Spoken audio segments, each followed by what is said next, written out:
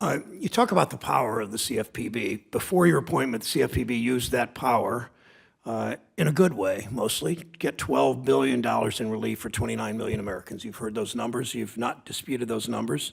5 months, you, on the other hand, have not initiated a single enforcement action to put money back in the pockets of service members or veterans or seniors or students. You have said publicly that it's naive to think financial institutions are not out there breaking the law. So what gives there? Why don't you use the power to do, why are you using your power to do favors for shady lenders and Wall Street banks rather than taking action, decisive action against these bad actors that you claim are out there? I'll disagree with that characterization, but I will answer your question, which is that we have over 100 investigations ongoing right now. We have 25 lawsuits, including 10 against short-term small-dollar payday lenders, as you describe them. We have, I think, another dozen that are in what we call the sue or settle part of the process, where we decide to either settle with them or move to a lawsuit. I will point out that my predecessor, in his first 6 months, never filed a lawsuit, so it's not at all unusual.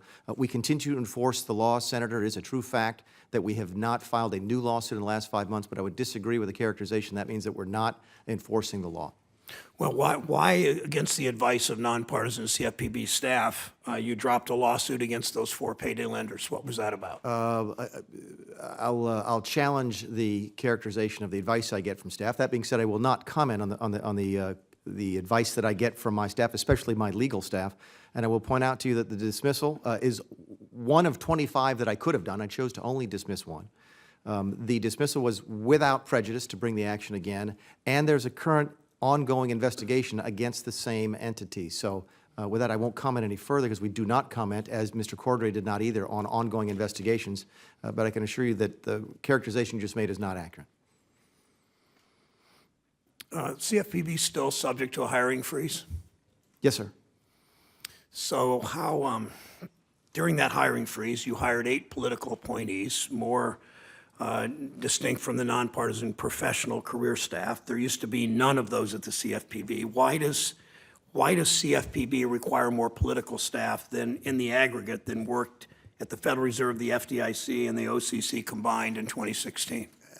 Actually, I don't think that last statement is accurate. I was just talking, I can't remember which one of the other regulators that I share, and I think it may have been the FTC, another independent regulator, and they have more political appointees than we do. There was nobody there.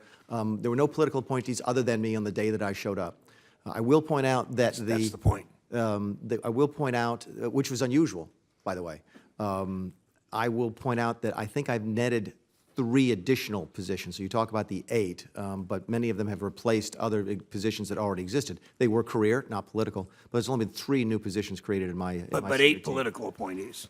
I think that's right, yes, sir. And you don't question the characterization of those, the 4 of those, their pay exceeds $1 million in the aggregate.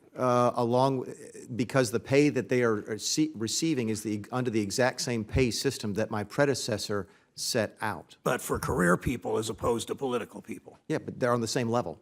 I'll also point out that I have complete statutory... But with less necessity, because they're not doing the kind of work that their predecessors were doing. No. In fact, nothing could be further from the truth. What I've done is set up a, if you're familiar with OMB, and I think that you are, we have a PADS and DADS system where we marry a political appointee to a career staffer, and they work together as a team. And that's simply the same model that I have used at the Bureau. I will also point out that I have complete authority under the statute to do exactly what I've done. The statute actually contemplates hiring the SES people under Schedule C that I have, and we've received approval from the Office of Personnel Management to hire the folks. So we've done it 100% legally and 100% by the book. Of course you've received approval, but you've received approval in this administration, so no surprise there.